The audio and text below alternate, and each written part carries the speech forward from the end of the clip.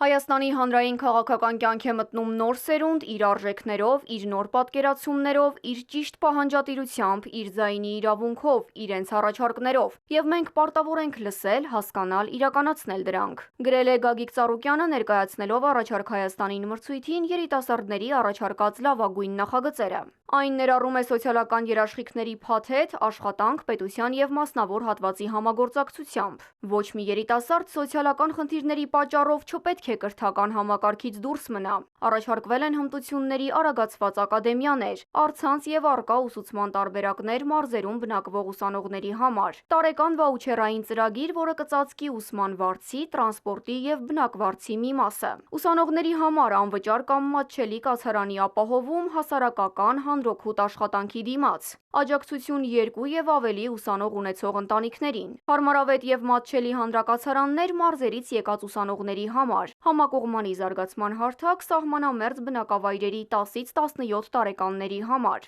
Առաջարկել են ստեղծել նաև Սփյուռքի տաղանդների եւ գիտելիքի փոխանցման ցանց, վերադարձի աջակցության համապարփակ փաթեթ, հայրենադարձված երիտասարդների համար բնակարանով ապահովման եւ իրենց մասնակցությամբ բնակարանաշինության ծրագիր, ստեղծել առողջ ապրելակերպի դեսպաններ երիտասարդական շարժում թմրամոլության դեմ պայքարի համար, զարգացնել կամավորական եւ սոցիալական նախագծեր երիտասարդների ծննդավայր գյուղական եւ փոքր քաղաքային համայնքներում, երիտասարդ մայրիկներ ծրագիր, հատուկ կրթաթոշակներ այն աղջիկներին, որոնք ինչ-ինչ պատճառներով չեն հասցրել կրթություն ստանալ մինչև ընտանիք կազմելը, երիտասարդության ներգրավում երիտասարդական հարցերով պետական որոշումների կայացման գործընթացում։